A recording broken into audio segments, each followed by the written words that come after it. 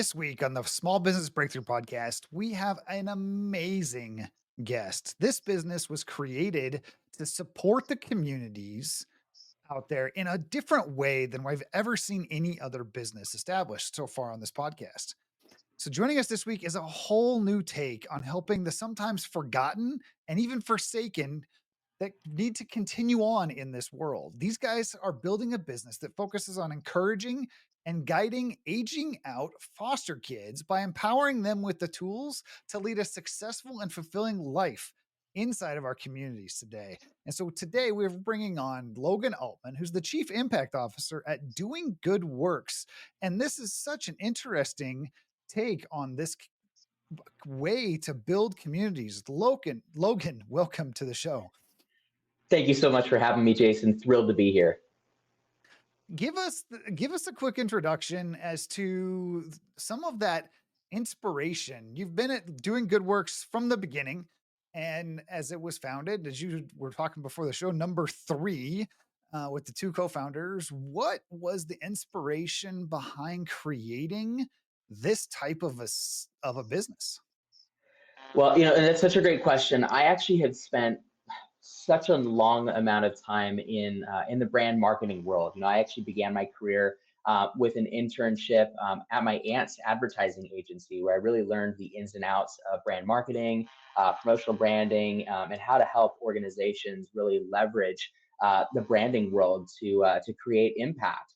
And I was doing that for quite a bit of time, and ended up going up to another organization after, and realized that this industry was something that I was really good at, but I wasn't overly excited about where it was heading. I thought I was honestly going to exit the industry and maybe focus more on working for a nonprofit or maybe a church. In that time frame, I thought that was really what I could utilize to create, social impact in my eyes.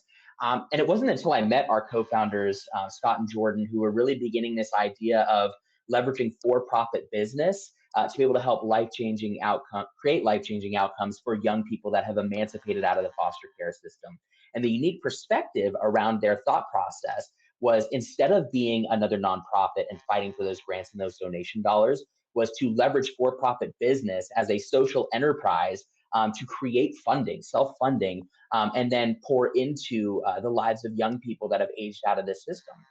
And so when I had heard through a mutual friend what these 2 individuals were doing, I said, okay, that's really interesting. I'd love to kind of learn more about what they're doing. When they had made mention they were looking to use the promotional products and brand marketing industries, I said, that's the area that I was looking to exit. Wasn't overly excited where it was headed, but when they're saying they're utilizing it to create social impact, I said, I owe it a Starbucks trip or 2. So this was at the very beginning of 2015. I met with both Scott and Jordan, and they were really pouring into me the idea of how the foster community, Jason, as you mentioned, is a community that has not had the greatest of outcomes over the last 20, 30, 40 years. There's been a lot of great intention behind it, but there just has not been a whole lot of improvement in terms of incarceration rates, homeless rates, and overall educational outcomes. And so the thought was, we're going to take an industry that's ripe for disruption. Everybody needs swag, right? And the idea was, let's help show people that their marketing dollars can create, a unique buying experience that will help create better outcomes for young people in the foster system. I said, I want to learn more. This would give me a totally different perspective on an area that I already know really well, but to ultimately how I can encourage organizations that were already going to be buying branded merch, that could be a social impact driver. So as you mentioned, I began right at the beginning, and we really began with the idea of helping to become a staffing agency, if you will, that we were going to be a fully for-profit staffing agency, and we were going to connect young people with jobs. And at the end of the day, we were going to pat ourselves on the back, and it was going to be amazing. And when we began that model, it was awesome. We ended up connecting with our other individual who joined on, who's now our CFO. She was a former exec at Disney, brought a lot of connections within Disneyland, her partnerships with Sodexo. And so there was that avenue to employ young adults right away. And so we thought, all right, great. We're going to fund it through branded merch. We're going to connect young people with jobs, and we're all going to sing Kumbaya at the end of the day, and it's going to be fabulous. And it started off really great until it stopped being really great. We quickly realized that there were individuals that had spent, being 18 years, had already had close to 18 jobs. We realized that young people were not sticking with a career, that there was issues going on, whether it would be, if somebody were late, they would just not show up again, or if there was an altercation, they would just leave.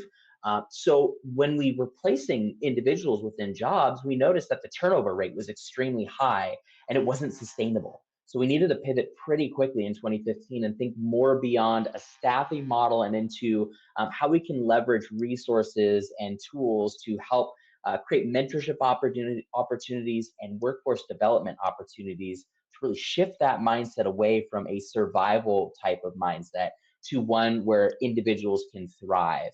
And that had really propelled our trajectory in creating that social impact that was more sustainable. Businesses were already really excited about the prospect of their marketing dollars and their CSR being able to be just integrated in with their everyday spend. They knew that they were going to be able to buy their shirts, their trade show events, their massive campaigns in a unique way now. And if we were providing it at a great customer experience, an amazing price point that wasn't out there, 50 to 100% more than the rest of the groups, but we were showcasing how those dollars were making an impact. It was almost like a why wouldn't you type of mentality. So we had those pivots that began at the very beginning, but for me personally, it was a very strong driver in seeing that this industry has a lot of potential to create some pretty remarkable social impact. So that's just a little bit of the backstory there. Yeah, those are some amazing stories to be able to get going, and you've been at it for almost this is gonna be the 10-year anniversary here pretty Yep. soon, and, I wanna dive into more of that in a little bit, but I wanna come back and touch on a point that's gonna resonate with some of the small business owners that are listening out there, and that is that mentorship, right? So Mm. you decided to placement and you saw how the placement wasn't working, and that took a little bit of data to track, right? So you're paying attention to the data, which I'm a big proponent of, but then realizing that it was like, oh wait, if we helped place mentors in, and one of the greatest companies that I've heard about this program working at, multi-billion dollar international organization that took that's how they do it. They call them sponsors in that organization, but it's mentoring the next generation or the next layer of people to go through. What so when you guys started to implement that mentorship program and make that pivot early in the days, how did you track and how did you reinforce the outcomes that were coming up from those opportunities? This episode is sponsored by Mountain Freedom Coaching. For small business owners, the path to growth often feels blocked by everyday challenges. I'm Jason Pond, and after growing multiple companies from acquisition to successful exit, I now help business owners implement proven systems that drive substantial revenue growth. My clients discover hidden opportunities and build teams that let them finally step away from day to day operations. Ready to transform your business? Visit my website at mountainfreedom.coach to schedule your strategy call today. Mention the word podcast and receive a special gift during our call. That's a great question, Jason. And one of the things that is unique to the foster community as a whole, and I want to preface this, is that success for one individual is completely different in terms of their view of success from somebody else. It's not like, we're all in the fight to try and cure cancer or we're trying to find the cure for Alzheimer's. What success looks like for somebody in the system may vary completely than somebody else. And so that could be getting through post-secondary education. That could be simply providing for their children. It could be, working for a massive organization or becoming a nurse, whatever their success looks like. We had to learn quickly that with mentorship, we needed to ensure that we were doing it in an authentic way. And so it was more than just having us as the leadership team really be the ones that were mentoring. Yes, we all became trauma informed at a very early rate. Our organization as a whole, even 10 years later, is still trauma informed. We all went through that training. But we realized in order to have the most amount of impact from a mentorship standpoint, we needed to mentor with, by, and from individuals with lived experience. And so that meant that individuals could walk alongside folks that have been through and succeeded. I'll give you a quick case study. Our director of outreach, she was our very, very first hire from the foster system.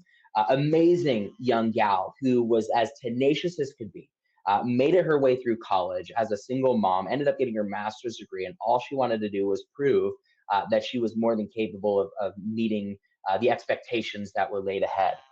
So we said, all right, here's a phone. If you want to try and garner up business, we'd love to see what would happen. And within the first hour, she was on the phone with Michael Dell of Dell Technologies phone line with her, the office assistant, saying, I'd like to speak with Michael Dell. We said, oh my gosh, what was the reason for calling that? He said, well, call the decision makers. We were like, oh my goodness, this is awesome.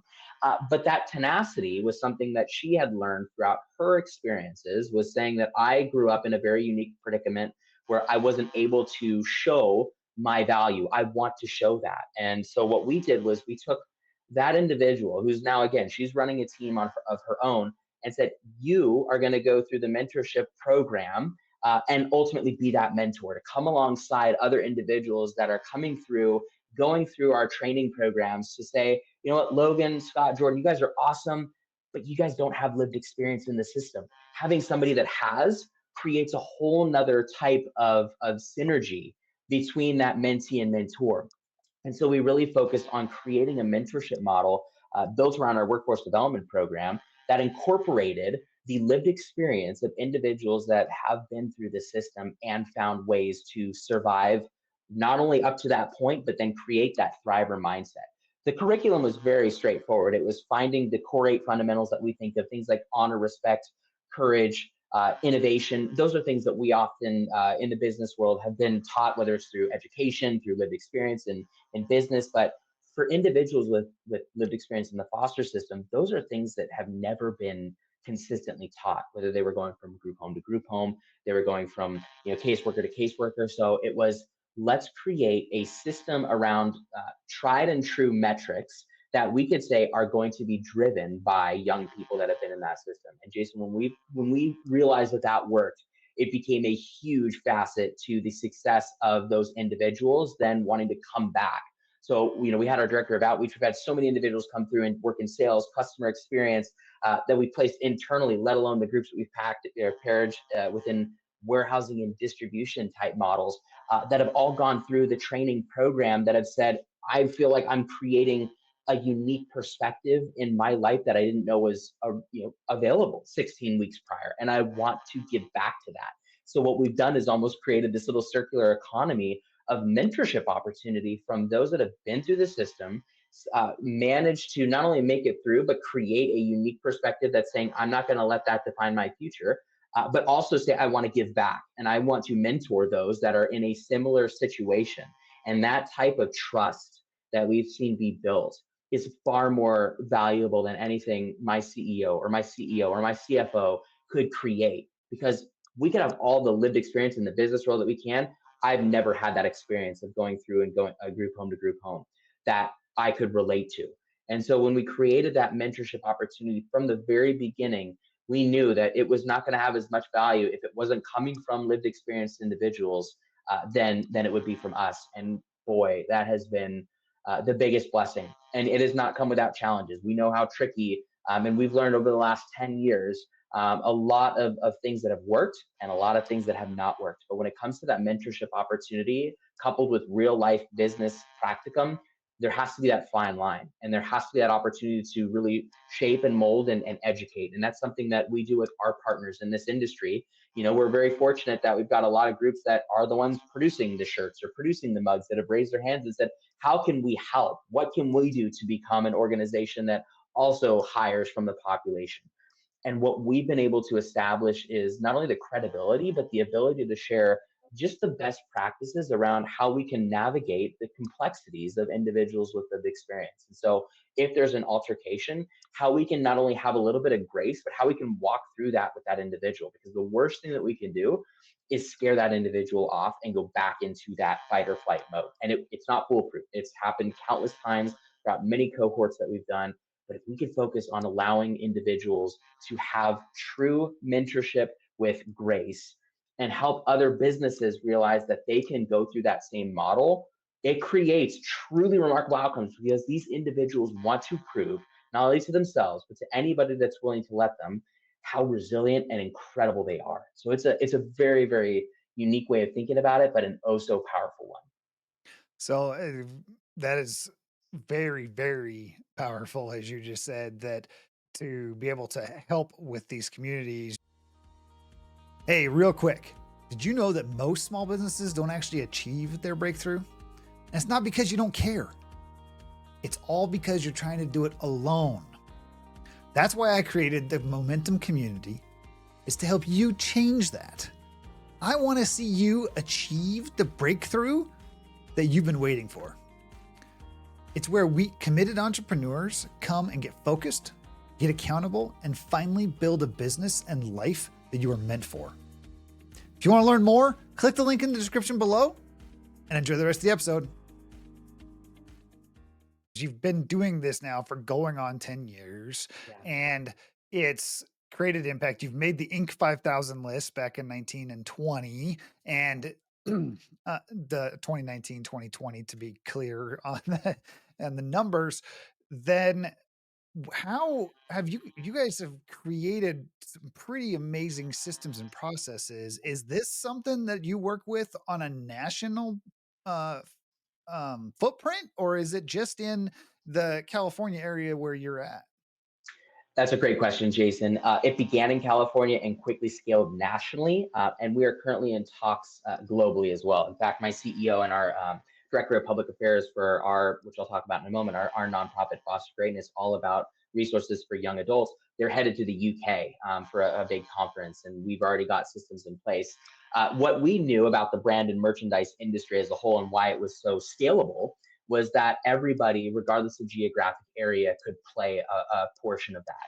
So whether you were a business in Southern California or you were a massive organization that's based on the East Coast, you could participate in creating social impact. We, on the flip side, could also leverage creating unique local economic build by ensuring that what we're doing in producing branded merchandise would be in the local market. So if you've got a massive event that's happening in New York, we're focusing on our brand partners out on that area and that geographic region to be able to not only create quicker turn times and lower freight costs, but ultimately support the local area.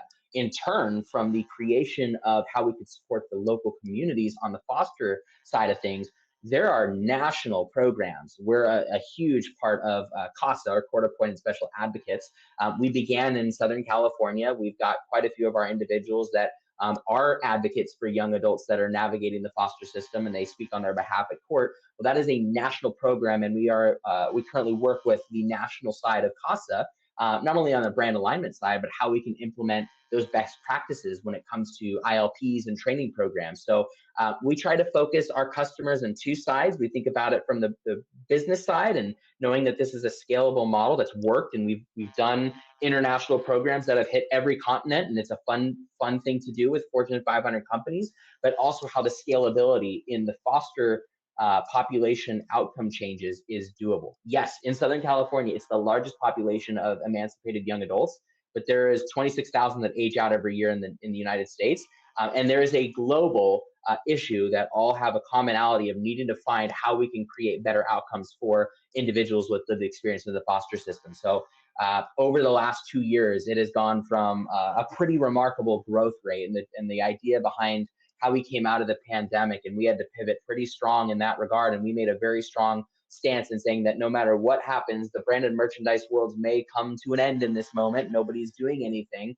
We are not going to falter on the impact we are having within the community. We will not cut any human being. We will not stop funding our social impact initiatives. We are just going to find a way to pivot in a way that helps to continue to fund that. We were very fortunate and had an amazing run in terms of supporting personal protective equipment. But throughout that time, we've grown at a pretty remarkable rate. And what's been unique about it is whether you're an industry that cares about social environments or ESG and CSR, or you're a group that is so gung ho about it, it's such an easy way for people to get involved. And I think, well, if it's a great buying decision, and if we already know we're going to spend the money, and the Doing Good Works team has a great experience, and they're able to show me that how it's going to create impact, I guess I'm going to give it a whirl.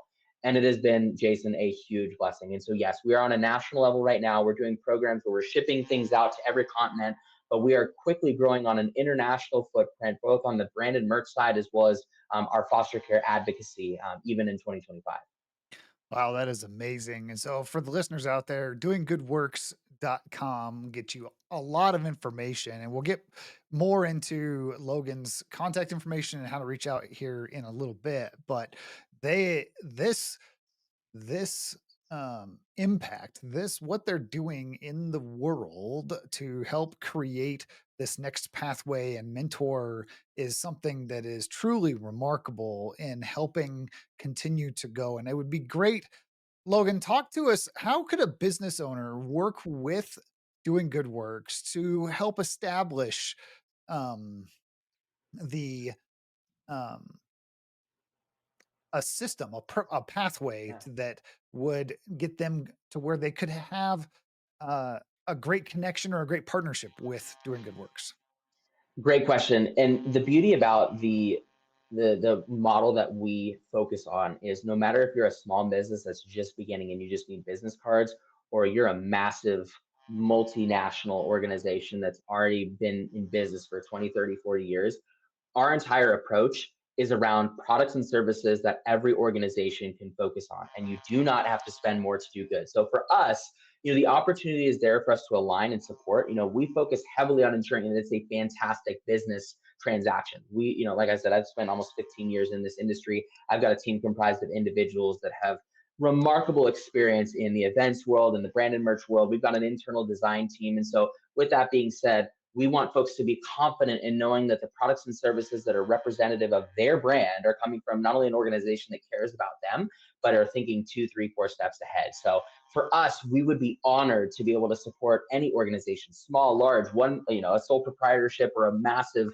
conglomerate, in how we can support your branding needs, how we can leverage technology and new and innovative ways to engage your shareholders to create not only an amazing marketing campaign, but then share how that's creating some pretty remarkable impact. And we're very, very focused on creating the tangibility behind that, not just in a singular impact report, which that in itself is huge and we love sending that out, but how we could show you and get really granular on how those purchases are truly making an impact, both at the local level as well as on that national level, and soon to be a very large international presence as well. I also want to throw this out there for those organizations that may potentially be working with individuals in the foster system. There's a lot of nonprofits that are out there that are focusing very heavily on how they're leveraging community and resources and creating very specific outcomes.